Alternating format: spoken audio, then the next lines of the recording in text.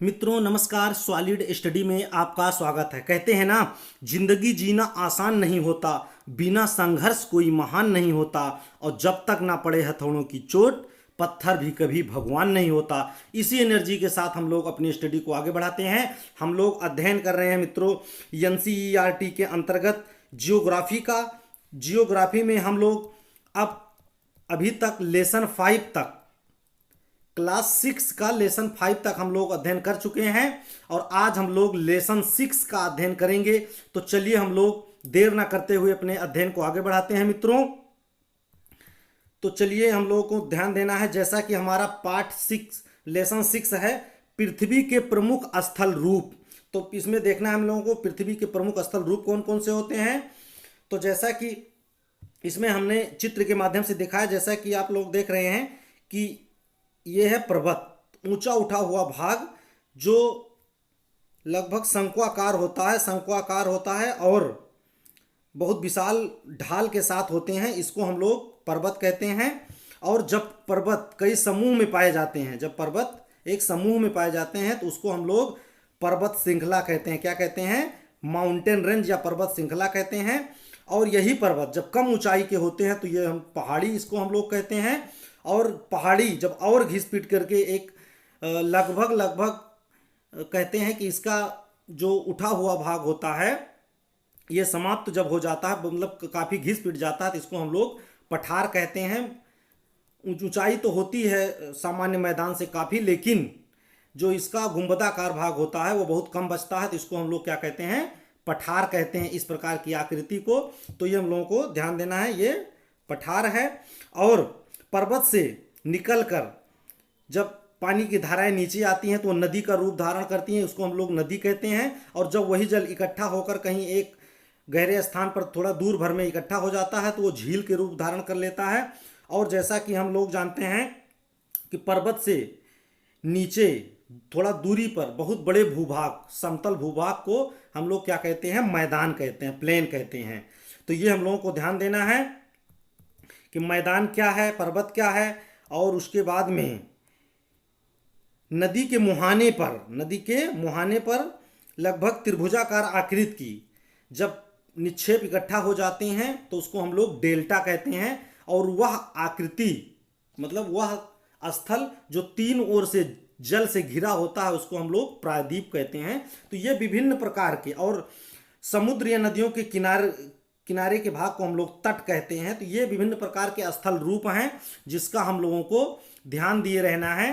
तो ये विभिन्न प्रकार के स्थल रूप हैं जो पृथ्वी पर पाए जाते हैं। हम लोगों को इसके विभिन्न स्थल रूपों को देखना है। चलिए अब हम लोग आगे अपने अध्ययन को देखते हैं। तो जैसा कि हैंड रिटन नोट में है मित्रों, इसका सार हमने बनाया है एनसीईआरटी किताब पढ़ करके, क्योंकि आप पूरा पढ़ेंगे तो बहुत टाइम लग जाएगा और ये मेन है जिसको पढ़ने के बाद आपको इससे ज़्यादा पढ़ने की ज़रूरत नहीं है। तो चलिए हम लोग देखते हैं कि जैसे कि पृथ्वी के प्रमुख स्थल रूप हम लोगों ने पढ़ ही लिया है। अब उसके बाद में इसका आगे देखते हैं कि पहाड़ी क्या होती है, इसके एनसीईआरटी के अकॉर्डिंग देखते हैं, समझने के लिए हम लोगों ने समझ लिया। तो वह स्थलीय भाग जो आसपास की भूमि से ऊंची उठी होती है, वह स्थलीय भाग जो आसपास की भूमि से ऊंची उठी होती है वो पहाड़ी होती है। और जब 600 मीटर से अधिक ऊंचाई एवं खड़ी ढाल वाली पहाड़ी होती है, जो पहाड़ी 600 मीटर से अधिक ऊंची होती है और खड़ी ढाल की होती है, क्या होती है? खड़ी ढाल की होती है, उसको हम लोग क्या कहते हैं? उसको हम लोग पर्वत कहते हैं। क्या कहते हैं? उसको हम लोग पर्वत कहते हैं। ये हम लोगों को ध्यान देना है। ऐसी पहाड़ी जो 600 मीटर से अधिक ऊंची हो और ढाल उसका क्या हो? खड़ा हो, वो क्या कहलाता है? पर्वत कहलाता है। ये हम लोगों को ध्यान देना है। परिभाषा एनसीईआरटी के हिसाब से आता है, तो ये हम लोगों को ध्यान देना है मित्रों। तो चलिए आगे देखें। अपर्दन की प्रक्रिया द्वारा पृथ्वी की सतह, अपर्दन माने कटाव की क्रिया को अपर्दन हम लोग आगे देखेंगे।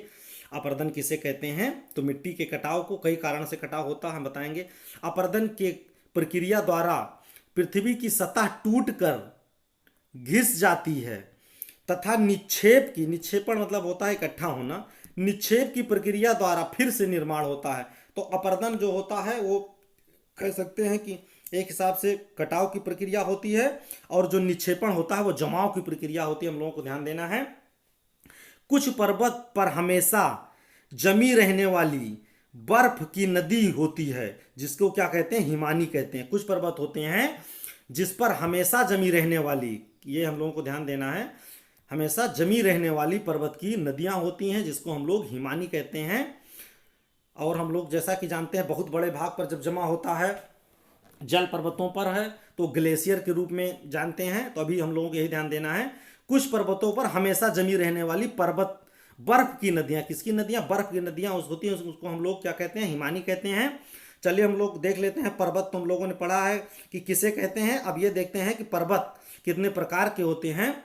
तो पर्वत मुख्य रूप से 3 प्रकार, वैसे तो 4 प्रकार के होते हैं, लेकिन मुख्य रूप से पर्वत कितने प्रकार के होते हैं, 3 प्रकार के होते हैं। एक होता है वलित पर्वत, वलित या मोड़दार पर्वत, इसको फोल्ड माउंटेन कहते हैं। और दूसरा होता है भ्रंशोत पर्वत, इसको ब्लैक माउंटेन कहते हैं। और उसके बाद में ज्वालामुखी पर्वत होता है, जिसको हमको लोग वोल्केनो माउंटेन कहते हैं। और एक पर्वत और पढ़ा जाता है, जिसको हम लोग अवशिष्ट पर्वत कहते हैं। क्या कहते हैं, अवशिष्ट पर्वत। लेकिन मुख्य रूप से यही 3 पर्वत हैं। अवशिष्ट मतलब जो लगभग पर्वत के रूप में समाप्त हो चुका हो, केवल उसका अवशेष भाग ही बचे हों, इसीलिए एनसीईआरटी में इसको नहीं दिखाया गया है। तो मुख्य रूप से हम लोगों को कौन सा देखना है, मुख्य रूप से पर्वत 3 होते हैं, लेकिन चारों को हम लोग अध्ययन करेंगे कि वलित पर्वत, वलित या मोड़दार पर्वत, इसको फोल्ड माउंटेन कहते हैं। दूसरा भ्रंशोत पर्वत, जिसको ब्लैक माउंटेन कहते हैं। तीसरा ज्वालामुखी पर्वत, और चौथा अवशिष्ट पर्वत होते हैं। ये हम लोगों को ध्यान देना है। इसका हम लोग चित्र के माध्यम से भी अध्ययन करेंगे। तो चलिए देख लेते हैं चित्र के माध्यम से।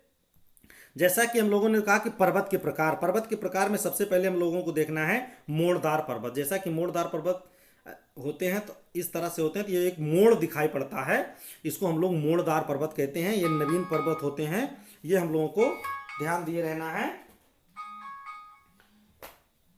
दूसरा हो गया हमारा ज्वालामुखी पर्वत। क्या होता है, ज्वालामुखी पर्वत। कौन सा पर्वत, ज्वालामुखी पर्वत। ज्वालामुखी पर्वत, जैसा कि हम लोग देख रहे हैं कि ज्वालामुखी क्रिया के के फलस्वरूप जो लावा निकलते हैं, उसी से जमता हुआ एक पर्वत का आकार हो जाता है, पर्वताकार हो जाता है, ये होता है ज्वालामुखी पर्वत। और अगला है भ्रंश पर्वत या भ्रंशोत पर्वत। इसको हम लोग कहते हैं 2 तल के सहारे, 2 तलों के सहारे जब बीच वाला भाग ऊपर उठ जाता है, तो इसको हम लोग भ्रंशोत पर्वत कहते हैं। ये हम लोगों को ध्यान दिए रहना है। और तीसरा, जैसा कि चौथे के बारे में हम लोगों ने पीछे भी देखा है, अवशिष्ट पर्वत। अवशिष्ट पर्वत वो होते हैं जो अपने पर्वत का आकार लगभग खत्म कर चुके हैं। ये केवल घिसे पिटा हुआ, भूमि से ऊपर उठा हुआ थोड़ा से पर्वत ये भाग मॉडल में बचा रहता, पर्वत नहीं रहते हैं, समतल भूमि हो जाती, लगभग पर्वत का पूरा आकार समाप्त हो जाता है।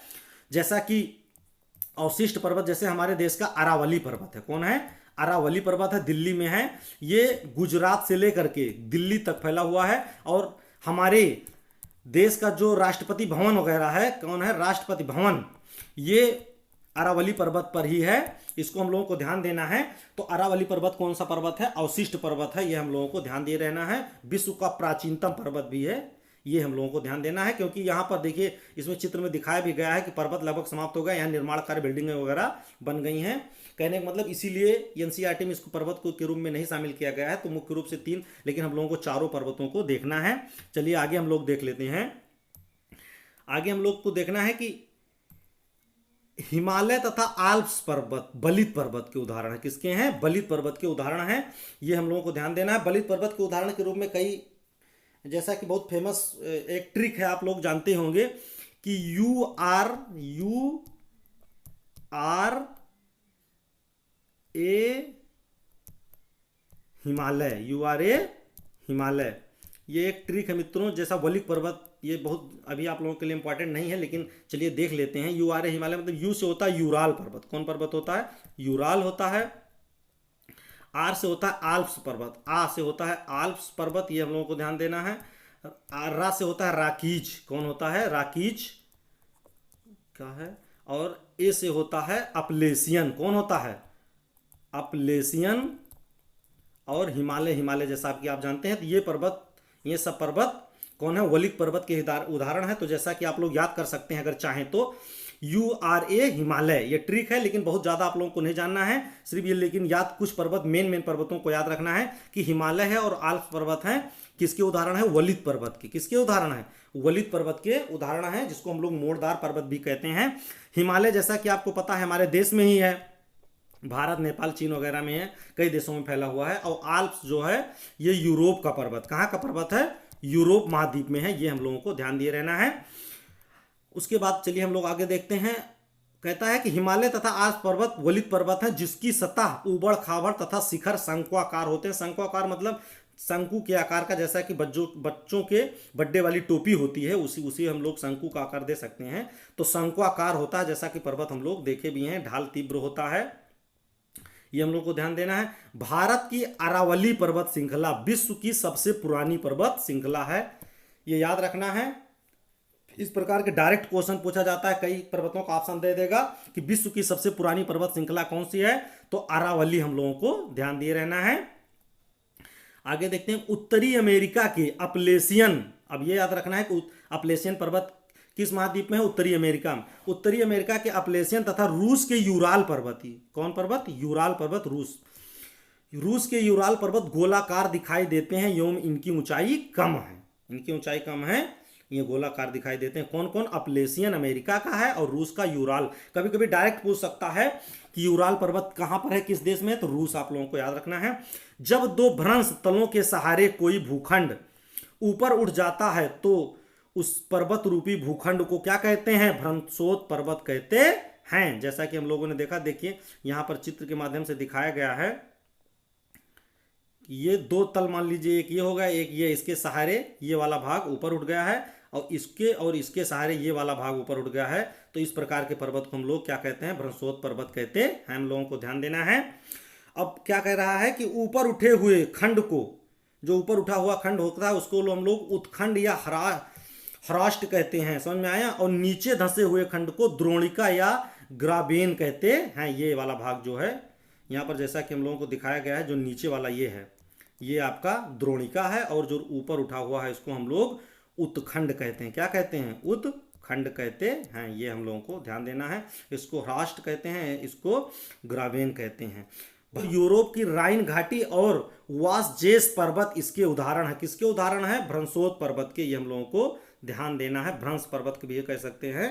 भ्रंशोत पर्वत के उदाहरण है कौन कौन है, तो हम लोगों को ध्यान देना है। यूरोप का राइन घाटी और वासजेस पर्वत इसके उदाहरण है, ये हम लोगों को ध्यान देना है। चलिए आगे हम लोग देखते हैं। ज्वालामुखी पर्वत ज्वालामुखी क्रियाओं द्वारा बनते हैं। जैसा कि हम लोगों ने देख लिया कि बीच से ज्वालामुखी निकल रही थी, ऐसे ऐसे निकलते निकलते निकलते लावा जमता गया और बाद में एक पर्वत का आकार ऐसे धारण कर लिया। तो हम लोग क्या कहते हैं? इसको ज्वालामुखी पर्वत कहते हैं। ये हम लोगों को ध्यान देना है कि ज्वालामुखी पर्वत ज्वालामुखी क्रियाओं द्वारा बनते हैं। अफ्रीका का किलिमंजारो, माउंट किलिमंजारो, ये अफ्रीका का एक पर्वत है, माउंट किलिमंजारो, तथा जापान का फ्यूजियामा। ये डायरेक्ट पूछा हुआ क्वेश्चन है मित्रों कि माउंट किलिमंजारो किस देश में है, तो हम लोगों को ध्यान देना तंजानिया, अफ्रीका महाद्वीप का तंजानिया में है। कहां पर है? तंजानिया देश है। तो माउंट किलिमंजारो किस महाद्वीप में है? अफ्रीका में। अफ्रीका के किस देश में है? तंजानिया में है। और फ्यूजियामा कहां पर है? जापान में है। ये हम लोगों को ध्यान देना है। इस तरह के पर्वत हैं। ये पर्वत का उदाहरण दिखाया गया है कि किस तरह के पर्वत हैं? माउंट किलिमंजारो और फ्यूजियामा किस तरह के पर्वत हैं? ये ज्वालामुखी पर्वत है। पर्वत जल के संग्रहगार होते हैं, मतलब पर्वतों पर जल संग्रहित होता है, क्योंकि बहुत सी नदियों के स्रोत पर्वत स्थित हिमानियों से होते हैं। हिमानियों में होते हैं क्योंकि बहुत सी नदियां हैं, जैसा कि हमारा गंगा यमुना जो भी नदियां हैं, बहुत सी नदियां हैं, ब्रह्मपुत्र हैं, ये सब कहाँ से? पर्वत से ही निकलती हैं, हिमानी के रूप में जमी होती हैं। वहीं से धीरे धीरे बर्फ पिघलती रहती है और नदियों में पानी आता रहता है। तो हम लोगों को ध्यान देना है। अगर डायरेक्ट पूछा जा सकता है कई ऑप्शन दे करके कि पर्वत के मतलब जल के संग्रहगार कौन होते हैं, तो पर्वत होते हैं प्रशांत महासागर में स्थित मोनाकी पर्वत। कौन पर्वत? मोनाकी पर्वत हवाई द्वीप पर। हवाई द्वीप अमेरिका का एक स्टेट है, हम लोग कह सकते हैं अमेरिका का स्टेट है, तो इस पर यूएसए का कब्जा है, हम लोग कह सकते हैं। हवाई द्वीप कहाँ पे? अमेरिका के अंतर्गत हम लोग बोल सकते हैं। तो प्रशांत महासागर में स्थित मोनाकी पर्वत सागर की सतह के नीचे स्थित है। कहां पर स्थित है? मोनाकी पर्वत सागर की सतह के, मान लीजिए सागर है, इसकी सतह के नीचे है, जहां से सागर की सतह होता है वहां सागर सतह से नीचे है। इसकी ऊंचाई कितनी है? इसकी ऊंचाई 10,000, कितनी है? 10,205 मीटर है। 10,205 मीटर, कहने का मतलब 10 किलोमीटर से ज्यादा है। तो ये हम लोगों को ध्यान देना है, जो मोनाकी पर्वत है, कौन पर्वत है? मोनाकी पर्वत है। इसकी ऊंचाई 10,205 मीटर है। इसकी ऊंचाई माउंट एवरेस्ट से भी अधिक है, क्योंकि हम लोगों को पता है जो माउंट एवरेस्ट है ये पूरी दुनिया का सबसे ऊंचा शिखर माना जाता है, और इसकी ऊंचाई 8,848 मीटर से, कहीं कहीं 50 भी लिखा रहता है, तो हम लोगों को अभी 48 देखना है। तो 8,848 मीटर है, और ये पूरी दुनिया का सबसे ऊंचा शिखर माना जाता है, पर्वत, सबसे ऊंचा पर्वत चोटी। लेकिन मोनाकी इससे भी ऊंचा है, लेकिन ये क्या है? ये सागर से नीचे है, सागर की सतह से नीचे है, इसलिए हम लोग इसका गणना सबसे ऊंचे में नहीं करते हैं। तो अगर सागर से सतह के नीचे की कभी बात की जाए तो मोनाकी पर्वत हम लोगों को ध्यान देना है, जो कि माउंट एवरेस्ट से भी ज्यादा ऊंचा है। अब देखते हैं आगे। Paragliding, hang gliding, river rafting और स्कीइंग पर्वतों पर प्रचलित खेल हैं। क्या है? पर्वत पर प्रचलित गेम है, ये हम लोगों को ध्यान देना है। पूछ सकता है ऑप्शन देके, चूंकि एनसीईआरटी का है और एनसीईआरटी में कुछ फालतू नहीं दिया रहता है, तो कहीं ना कहीं इंपॉर्टेंट हम लोग मान सकते हैं। गेम से अगर उसको उठाना हुआ यहीं से उठा सकता है कि पैराग्लाइडिंग कहाँ पर खेला जाने वाला खेल है, तो हम लोगों को ये ध्यान देना है। ये सब जो गेम दिए हैं, paragliding, hand gliding, river rafting, ये सब कहाँ से हैं? ये पर्वतों पर प्रचलित खेल है, पर्वतीय खेल हैं, ये हम लोगों को ध्यान देना है। किसी पठार के एक से अधिक किनारे हो सकते हैं जिसके ढाल खड़े हुए होते हैं। जिसके ढाल क्या होते हैं? जिसके ढाल खड़े हुए होते हैं, ये हम लोगों को ध्यान देना है। पठार की ऊंचाई कुछ 100 मीटर से लेकर कई हजार मीटर तक हो सकती है, लेकिन इसके जो मतलब खड़ा हुआ ढाल या जो शंक्वाकार होता है वो अपेक्षाकृत काफी कट जाता है। इसको हम लोग पठार, जैसा कि हम लोगों को पता है पामीर का पठार बहुत ऊंचा, विश्व का सबसे ऊंचा पठार है, बहुत बड़ा पठार है, तो इसकी ऊंचाई तो बराबर है। ऊंचाई क्या है इसकी? नीचे से तो मतलब समुद्र तल से, धरातल से तो ऊंची है, लेकिन एक ऊपर उठा एक शिखर कोई नहीं है कि जो बहुत ऊंचा है। अगर शिखर होता तो ये पर्वत की श्रेणी में आता। तो ये क्या है? पठार है, ये हम लोगों को ध्यान देना है। तो पठार भी, चूंकि इसीलिए बता रहा है कि पठार भी केवल पर्वत ही नहीं, पठार भी, जैसे पठार कई 100 मीटर से कई हजार मीटर तक हो सकते हैं, इसी प्रकार से बहुत दूरी तक हो और बहुत ऊंचा हो, तो ये हम लोगों को ध्यान देना है। पठार भी कई 100 मीटर से कई हजार मीटर तक हो सकते हैं। चलिए आगे हम लोग देखते हैं। आगे है कि मैदान समतल भूमि के बहुत बड़े भाग होते हैं। मैदान, जैसा कि हम लोगों को पता है, जैसा मैदान समतल भूमि के बहुत बड़े भाग होते हैं, वह सामान्यतः माध्य समुद्री तल से 200 मीटर से अधिक ऊंचे नहीं होते हैं। क्या होते हैं? सामान्यतः 200 मीटर से अधिक ऊंचे नहीं होते हैं, और बहुत बड़ा इनका क्षेत्र होता है। जैसा कि हम लोग को पता है कि हमारे देश में कई मैदान हैं, गंगा यमुना का मैदान, गंगा ब्रह्मपुत्र का मैदान, और विश्व में विभिन्न नदियों के मैदान हैं। ये बहुत बड़े बड़े कई 100 किलोमीटर में फैले हुए भाग हैं, ये हम लोगों को ध्यान देना। तो ये मैदान होते हैं, तो ये हम लोगों को ध्यान देना है। एक मैदान गेम वाला, खेल वाला होता है, ये तो मैदान बनाया जाता है, ये नहीं नदियों की बात हो रही है कि बहुत किलोमीटर में फैले होते हैं, कई 100 सैकड़ों किलोमीटर में फैले होते हैं। वो क्या होते हैं?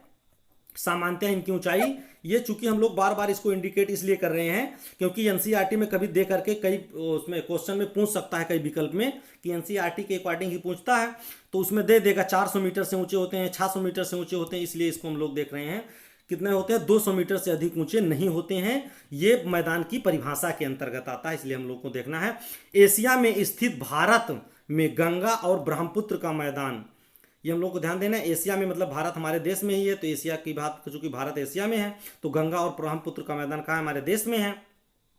और चीन में, कौन? चीन में यांगत्से नदी का मैदान इसके प्रमुख उदाहरण है मैदान के, तो हम लोगों को ध्यान देना है। क्योंकि गंगा ब्रह्मपुत्र तो हम जानते हैं हमारे देश की नदियां हैं, लेकिन ये हम लोगों को ध्यान देना है कि यांगत्से नदी किस देश की नदी है। यांगत्से नदी का मैदान भी अगर पूछा जाए, या यांगत्से नदी किस देश की नदी है, तो चाइना की नदी है। ये क्वेश्चन भी डायरेक्ट पूछा जाता है, क्योंकि नाम थोड़ा इसका अजीब लग रहा है देखने में, तो हम लोगों को याद किए रहना है यांगत्से नदी कहाँ की है, चाइना की नदी है। तो चलिए हमारी चर्चा ये पढ़ने वाली तो यहीं समाप्त हो गई। अभी तक हम लोगों ने कितना इसके बारे में अध्ययन किया, चलिए इससे रिलेटेड कुछ क्वेश्चन हम लोगों ने इससे पाठ से संबंधित है, इसको देख लेते हैं, हल करके देखते हैं कि हमारा कैसे मतलब जो पढ़े हैं कितना समझ में आता है। चलिए क्वेश्चन नंबर 1 है कि पर्वत होते हैं पठारों से भिन्न होते हैं, किस रूप में भिन्न होते हैं परिभाषा के अकॉर्डिंग, ऊंचाई में कि ढाल में कि अभिमुखता में। तो हम लोगों ने जैसा कि पढ़ा कि कितने मीटर, 600 मीटर से अधिक ऊंचे होने चाहिए पर्वत, तो ऊंचाई के हिसाब से किस में, तो हमारा कौन सा हो जाएगा इसमें, ऊंचाई में। पर्वत पठारों से भिन्न होते हैं किस मामले में, ऊंचाई में। हिमानी कहाँ पाई जाती है, ऑप्शन ए है पर्वतों में, ऑप्शन बी मैदानों में, ऑप्शन सी पठारों में। तो कौन हो जाएगा हमारा सही, जैसा हम लोगों ने पढ़ा है कि हिमानी में जमी होती हैं नदियां, वहीं से पानी आता है पर्वतों पर, कहाँ पर, पर्वतों पर जमी होती हैं। आप क्वेश्चन नंबर 3 है दक्कन का पठार कहाँ स्थित है, तो दक्कन का पठार हमारे भारत में स्थित है, जैसा कि हम लोगों ने पढ़ा है। अब देखिए क्वेश्चन है यांगत्से नदी कहाँ बहती है, देखो आ गया है क्वेश्चन, दक्षिण अमेरिका में और खा ऑस्ट्रेलिया में और गा चीन में। तो कहाँ की नदी यांगत्से नदी, चाइना की नदी है। एनसीईआरटी का क्वेश्चन है, डायरेक्ट उठा लेते हैं यहीं से कई प्रतियोगी परीक्षा में, इसलिए उनको ध्यान देना है। और क्वेश्चन नंबर 5 है यूरोप की एक महत्वपूर्ण पर्वत श्रृंखला कौन सी है, पर्वत श्रृंखला यूरोप की कौन सी महत्वपूर्ण है, तो हम लोगों को ध्यान देना है आल्प्स पर्वत है। कौन है, आल्प्स पर्वत है, ये कहाँ के, यूरोप की प्रमुख पर्वत श्रृंखला है। तो ये हमारा क्वेश्चन हो गया जो हम लोगों ने पढ़ा। अब इसको हम लोगों को बार बार दोहरा लेना है ताकि हमारी परीक्षा में आए तो इसको निश्चित रूप से हम कर लें। ये बहुत ही इंपॉर्टेंट क्वेश्चन है मित्रों, इसमें से आप लोग देखेंगे अगर प्रीवियस ईयर का कई प्रतियोगी परीक्षाओं का क्वेश्चन उठा करके इस टॉपिक से तो जरूर आपको मिलेंगे। चलिए हम लोग अपनी चर्चा को यहीं पर समाप्त करते हैं, नेक्स्ट वीडियो में हम लोग फिर मिलेंगे, तब तक के लिए जय हिंद जय भारत।